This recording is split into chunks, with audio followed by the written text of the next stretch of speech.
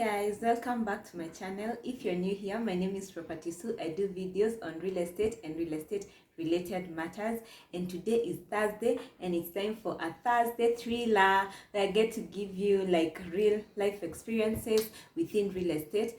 And today's thriller is about common mistakes contractors slash builders make when building. And mostly we are not talking about the side structure. We'll be talking about like sort of the finishings or the design and layout of the house. So mistake number one is unmatching finishes. This goes for the sinks, the toilets and the tiles. Let me give you a case scenario of what I mean. You go to some houses, you enter the bathroom, and when you enter the bathroom, the toilet is blue, the sink is pink, and the tiles are green. There's so much color and coordination that it's overwhelming, and no matter how expensive like the finishes were, it won't make sense at the end of the day if they do not coordinate. Also, there's this other house I went, they've done like the gypsum lighting, and the house was so pretty, but the living room had 3 chandeliers, a yellow one, a green one and a pink one, and the side lights on the walls were a different color. Everything was so busy. It looked like an owner of a hardware wanted to do away with the last things he or she was selling, and it was so overwhelming and not good at all. But obviously the owner of the house had spent so much doing those finishes. So in all the cases you're going to tackle today, it's not about how big the house is, it's not about how expensive the finishes are, and it's not about the budget of the house. It's all about poor workmanship. Money has been spent, but it has not been spent the right way. The second mistake is using primary colors or very bold and strong colors. Some people use red for the walls, a very strong shade of blue or yellow, green, and it's okay if you use those houses if the house is intended for personal use. But if the house is a rental, you'd rather go for pastel colors. They are more calming and they make the finishes of the house look more classier. So stick to pastel colors for rentals. If you build your own house, you can go as wild as you want. Number 3 is small windows. If builders or contractors would do their research well, they'd come and find out that the sizes of the windows do not contribute to a higher budget while building. And if it's a higher budget, it's not that there's not so much of a difference. And windows contribute to a lot of factors. Windows contribute a lot to the aesthetics of a building in terms of light, aeration. You don't want to live in a house that is dark, that is stuffy. And also nowadays there's this trend of tinted windows, and most apartments have those like tinted windows.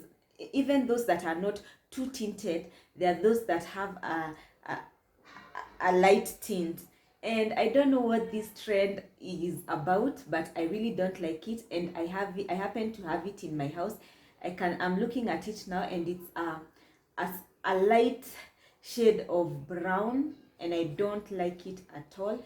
And this has made me not even put blinds in my house, because I feel like it gets darker once I put the blinds on. So I just stay with the curtains, and when I open the window, it just stays like that without a blind, because it's too dark, and the window is big but it's a bit tinted. I don't like that at all. Anybody who knows what that trend is about, comment down below. I don't like it at all. Number 4 is kitchen storage. I don't know, I think this should be a very big consideration, like to put a lot of storage in a kitchen, even if the kitchen is small, because this helps in making the kitchen look more tidy. It helps in you not having to store things that are meant for the kitchen in other rooms of the house. And I wish builders and contractors would really give this some consideration. And what do you think about that? Kitchen storage should be a lot. The 5th one is having an assumptive balcony. By an assumptive balcony, I mean the builders want to make a balcony, but it's not there at all, because when you open the doors to the balcony, there's like this grill just right next to it.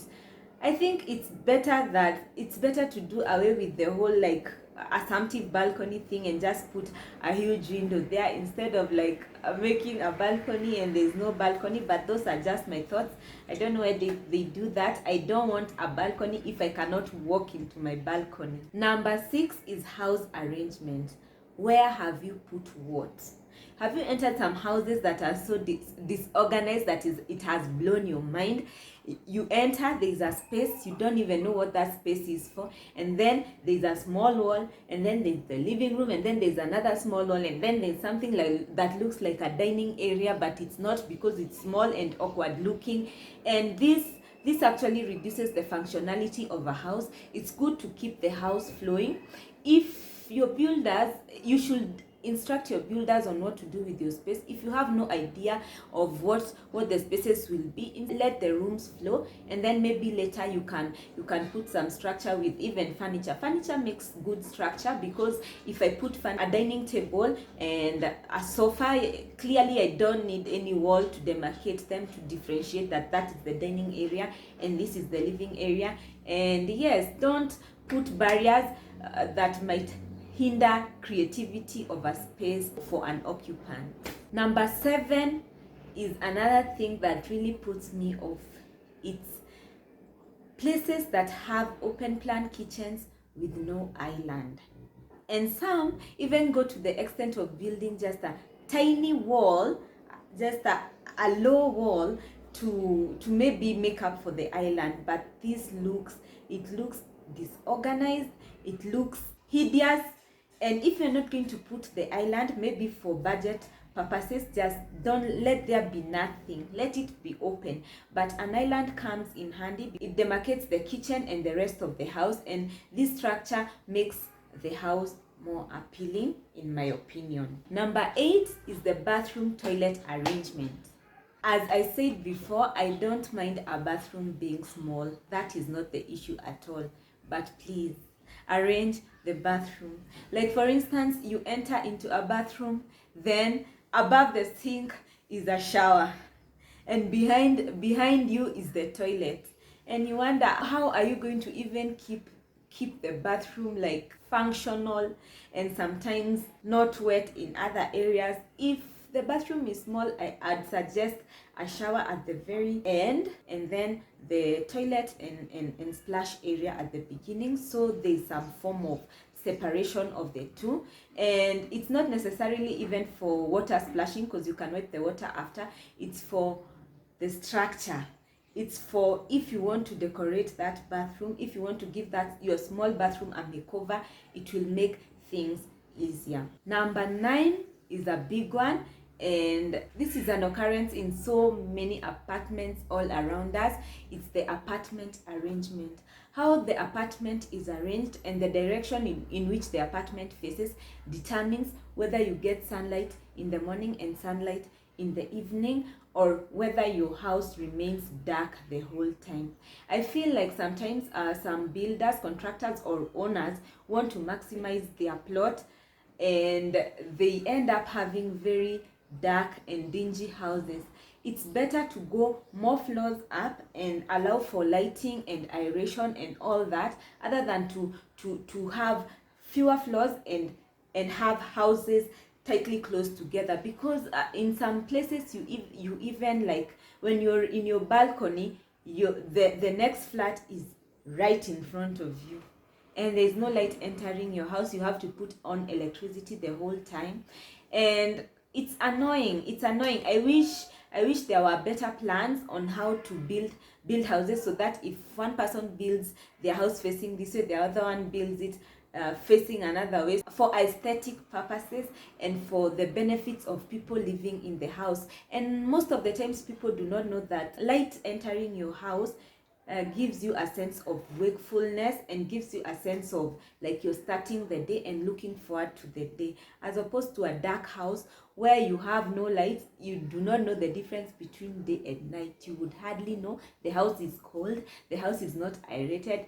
Sometimes it gets so bad, and most of the times, it's sad to say, people are forced to live in such apartments because obviously there's so much demand for housing and very little housing is available. So builders slash contractors, please consider us tenants, or consider the people you're building the houses for. Give your advice, suggest how the houses should be in the best interest of the landlord, in your best interest, so that you get more jobs next time, and referrals.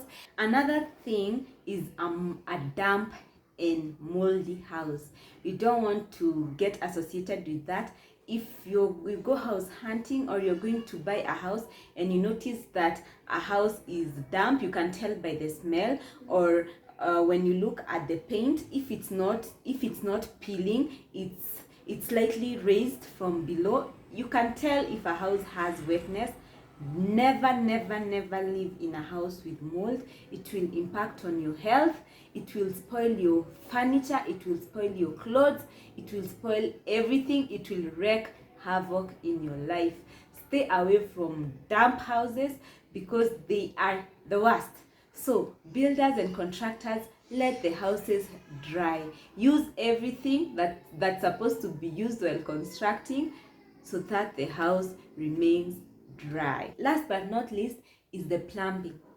You'll find some houses, they are very nicely built, but they decided like at the end to economize on the pipes used for plumbing, and they end up using very small pipes for sewerage systems, very low quality pipes. This is economical at the beginning, but as time goes on, the amount of money people will spend on unblocking, the amount of money the landlord might even spend on renovating the whole plumbing system is a lot. So I'd say invest well in your plumbing system. And there are so many other things that turn people off and make you feel like, if this had been done a bit different, this whole scenario would be different.